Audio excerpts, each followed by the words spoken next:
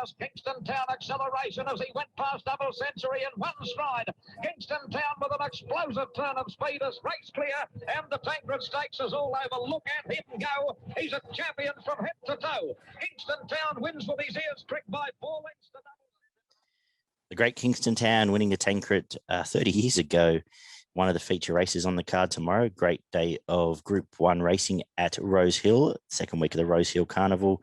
We see headlined by the Vinery, the last lead up to the Oaks, as well as the Weight for Age 2400 Tancred, formerly the BMW and whatever other name it's had over the years.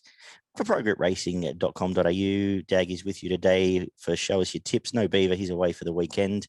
So we'll do our best to hopefully find a few winners and pay for some of those Easter chockies. We'll kick off at Rosehill where the rail is in the 6 metre mark, which does tend to suggest with dry track racing on pace could be the place to be. And we'll kick off with the 2-year-olds over the 1400 metres. Convergence of a few form lines here with the Melbourne Sires form, some midweek Sydney form and some Saturday Sydney form all coming together. Obviously, Conrad leading the market, can see why. It's got a lot of these covered through the likes of Maurice, my dad, and gets close to control here.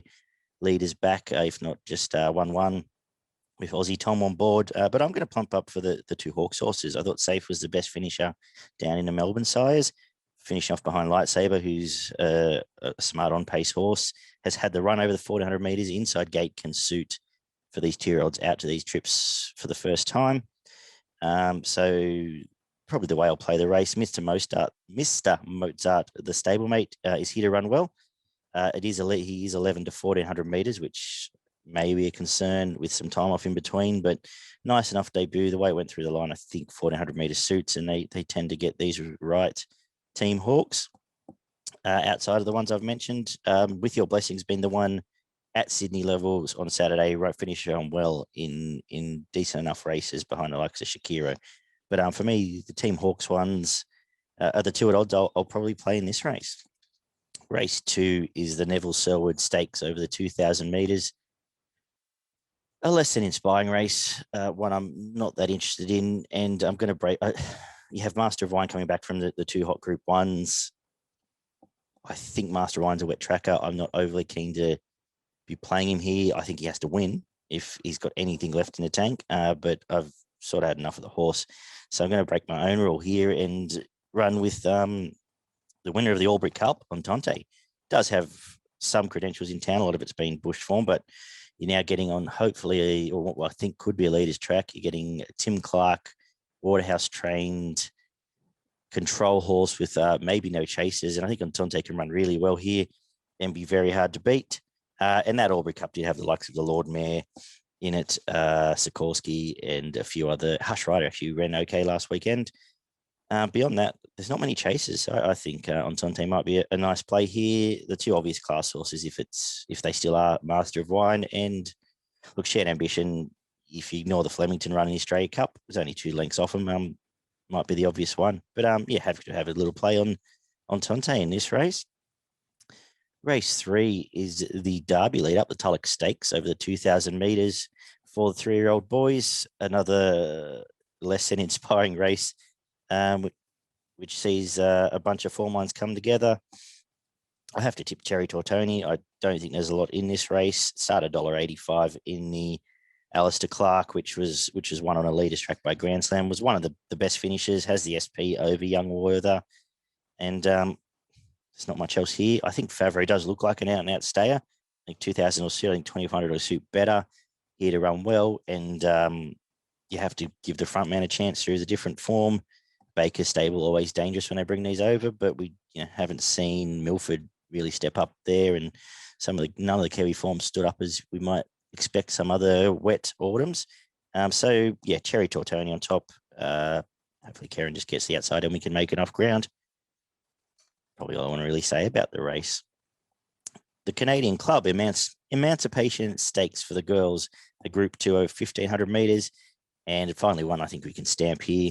A race at 2 chances and pretty keen at the favourites, one to beat. Krone has been flying, bolted in 2 starts back, bolted in the Group 1 Coolmore, and Gate 2 Posies up right here. probably on the back of the only possible danger, which is Nimali. I think they're the only two you need for your early quaddie.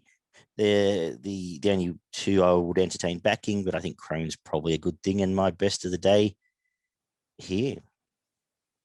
Race 5 over the 1,200 meters, Star Kingdom Stakes for a Group 3 for the 3-year-olds. 3 or plus, sorry, I should say. Group 3 quality handicap. Pretty keen here as well. There's not a lot here I want to play, so it leaves me with California Zimbal on top. Nice return. Beat Easy Eddie, who it meets here. Mark goes on, which is no problem. He's won on a horse before down south, and gets pretty much the perfect run here. Leaders back, if not one out, one back, according to Racing New South Wales maps. And I don't think there's many dry track chasers. Peltzer's a wet tracker, needs Randwick, and not a horse I'm going to want to play here on the dry. Easy Eddie's coming off a quick backup off a quick Galaxy. Not sure that's a recipe for 1,100 meters, 7-day turnaround, but Joe Pride is very good at, well, a very good trainer, but very good at what he does with the quick backups. Just saying, I'd probably prefer time between runs. The most interesting runner of the day, potentially at Rosehill, is Wisdom of Water. It was a spruik horse up in Queensland, went down to the Price stable and just never turned up down there through that campaign. Now comes here off 2 very nice trials, and at the double figures would probably most likely be the only other bet I have in the race apart from California Zimbal. Interested to see how the parade judges think it's come back, but does look like it's ready to do something here. The rest of the race does not interest me at all. Just a few old favourite blue colours, but happy to let them go round. We kick off the quaddie with the feature, the Group 1 Vinery Stakes, last stop on the way to the Oaks for the 3-year-old girls. And I think I've got to say there might be a moral here too. Harmony Rose was almost the run of the day coming through taking on the boys a few weeks back. Covered ground. It was only nabbed on the line by Mwanga, who went on to win. Obviously came out last week and won. Lions Raw was okay, but I think it's the right form. And there's not a lot of girls here that I really want much else to do. So there might be no chasers. Gets complete control according to the maps that they've put out. And getting Josh Parr on a leader, who's one of the best leader jockeys in Sydney. So lots of ticks here. Yeah, I think $2.80 is a fair enough price, and happy to take it. The main danger, I think, or the one that will improve tomorrow, is Impecunious. Carried Glenn Boss for its last 2 starts without a lot of luck, we'll say. Now gets Damien Oliver, and I think out to this distance will improve. And a little bit scared of what we're getting from Force of Will, but I couldn't quite line up those Kiwi form lines with a great deal of confidence this time around. So Harmony Rose, again, one of the better bets of the day. Good luck to Carol and all the fellow owners that I'm sure will be having plenty of celebrations afterwards should she pick up her first Group 1. Second Group 1 of the day is the Tancred, won over the years by the likes of Very Elegant, Avilius, Hartnell, Mackay Bediva, Tyler Knott, Might and Power, Octagonal, and of course Kingston Town, who we saw earlier. Interesting race, not one I have a great deal of confidence in. I had been working sort of on the fact that Melody Bell might come out because it seemed to be the talk around town. At this stage, she's still in, so we'll see how it goes. Do I want to then back her first time 2,400 off a injury concern? Probably not. She's here to run well. Would not surprise me if she does, but I'll play around her. So what that leaves me, not sure. We've got Sir Dragonet was much improved last start. I think needs it wet. Angel of Truth beat at home, gets control here. Again, stepping out to 2,400 first time this prep, but was very honest last time. I think can springboard off that with the quick backup. Playing away from that, though, I think the 2 I'll mention, though, the only 2 with the 2,400 meter lead-ups are Sound and Chapada. Both coming off different form, but they've had the run in a crazy race. I'll be putting them in the quaddie. And same for the 2 who haven't had the runs, but the 2 that other 2 I'll look at are the chosen one. And probably my best result will be Mirage Dancer, who third up last prep won the Metro. Was pretty good finishing off behind Toffee Tongue last start, and I think can run well here again. Nickerjack Cave's an interesting horse, barred from Victoria because it looks like it's lame. Didn't want to let it run here. Kept off the wet track, now onto dry. It does have wins in a previous life over Pondus and the Melbourne Cup winner, Twilight Midnight.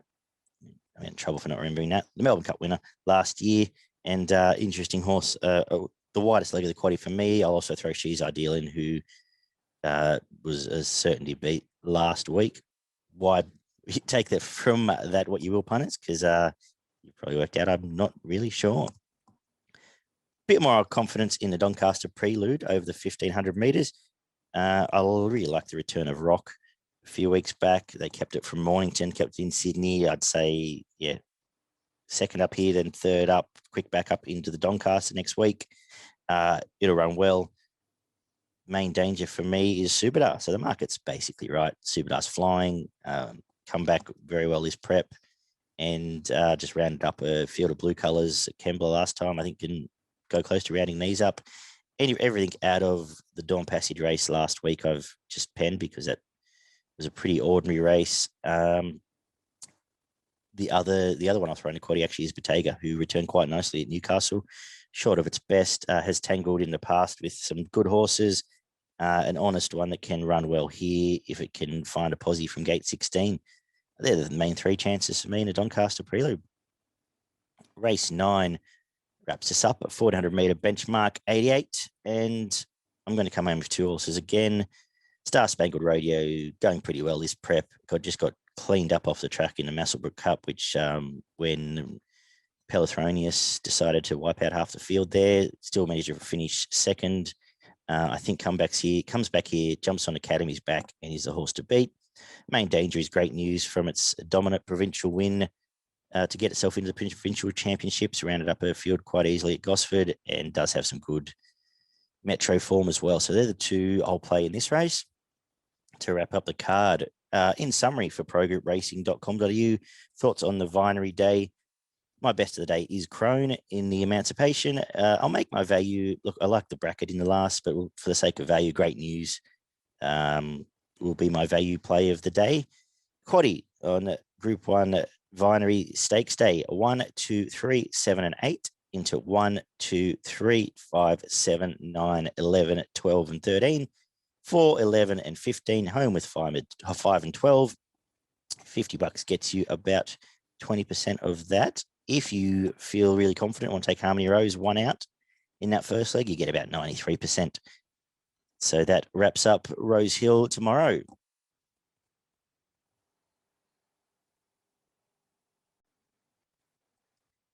And for progroupracing.com.au, check out their free tips and extensive guides. We'll head down to Caulfield now to look at Easter Cup racing. Again, the rail in the 6 metre mark. The inside was off at Caulfield a few weeks back. I think out to 6 metres. Look, Caulfield plays pretty well. No disadvantage to be on pace. I think we'll treat it as fair for now.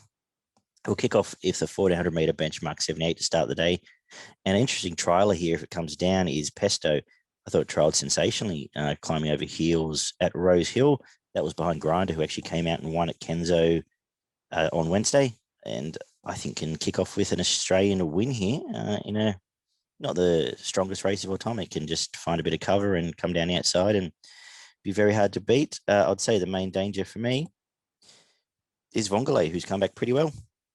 And but we'll be back in the field and we'll need a bit of luck, I'd say. So we'll kick off the day with Pesto. Race 2. Got a few in a clump here in the early quaddy that I'm not overly confident in. I thought Incredulous Dream return was quite nice. Melba Storm's been flying, and look, Pride of Jenny might get control and run really well. A low confidence race, but over the 400 metre for the girls, I would say Incredulous Dreams might be the one to beat there from Melba Storm. The 2-year-olds in the listed Redute's Choice Stakes over 1,100 metres. I think there might be a good thing here. Naj Marty did trial sensationally before debuting at Kenzo, where it just sat back, rounded up the field in a couple of bounds and looked like a nice horse. Didn't completely blow the clock away, but did quite well enough to the eye. I think it'll wrap these up in the same manner, and we'll go on to bigger and better things, whether that's back to Sydney or up to Queensland. I think this is a nice horse. So pretty sure Najmati will be the one to beat in the Redute's choice. I'm going to let race 4 go through to the keeper for the 3-year-olds. Interesting race. Look, Black Pen was the best finisher at Mornington a couple of weeks back. Struck By's Flying. A couple of reasonable midweek references here. But no real confidence for me here. Sort of this, yeah, so I'll leave that one through. Let's get to race 5, which is a cracker over the 1,100 metres. And look, one at odds I like. Well, there's some nice horses here quickly. Snapper's obviously going quite well. If Vowmaster gets down there back on the opposite leg and repeats its best, it's probably the horse to beat around the $7 mark. Minhaj, Chase September running some good races last time, but about $14 right now. Immortal Love, the only thing it's done wrong is missing a end of prep run in the Exford Plate behind Crosshaven. Before that was a sensational win first up in the McNeil, which was a field that included the likes of Tangaloa and Ranting, and just rounded him up down the outside and looked like a nice horse. I think it's a group horse. I think if it comes back anywhere near its best, or if it to its best, Craig Newitt knows a horse who's on as well. We might be getting a fantastic price for a group horse here. So really keen to have a bet on Immortal Love. A little bit terrified if Vowmaster gets back to its best. It will run well. Obviously, Winsome's a nice horse. We'll see the Impecunious form later in the day, who is the only one that's knocked off its perch. But for me, Immortal Love, one of the value plays of the day. Race 6 over the 1,000 metres. Another cracking off-season race here. Alpha Oro is a nice horse. I think it can roll across, get control here over the 1,000 and just be too fast. But good field, diamond effort, Group 1 horse. Unlucky in Amoya. Might need it wet. Was sensational fresh, beating Liar. First up last prep, so they're all ticks. And they're the main two for me. I did it for love, right up in grade, but flying. Sartorial Splendor, you know you get. I just hope it doesn't put Alpha Oro out of play, but nice horse, Alpha Oro, really keen to back it. Race 7 is the feature event down there, the Easter Cup over the 2,000 metres. A lot of likely suspects all back to take on each other again. But I think I'm going to stick with the favourite here, Persan. It was a tremendous return at Moonee Valley, rounded them up. I thought might need the run, but, you know, it's just a good horse. Rounded them up quite easily. Can find a position here, I'm hoping, and can beat this field. It'll still lightly race. Look, since it's gone down to Ciaron Maher, it's had 12 starts, 7 wins, 3 seconds, a 3rd and a 5th in a Melbourne Cup. So just an honest little trier. And some of these have been out of form for quite a while. I think the main, very interested horse, Ahmad, who has come over from overseas. So we'll see how it stacks up. And I missed Good Idea in the Adelaide Cup. Has been spruiking how well it's going for a while, and it'll go in the quaddie for the sake of my own sanity. But keen Persan's a one to beat.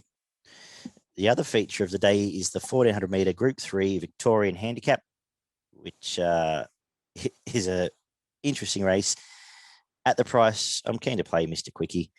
It's if he gets into some clear and is going well enough. Look at this track and distance had been 3rd to Behemoth in a Memsey, not missing by much, and then 3rd in Futuri to Probabile and Arcadia Queen.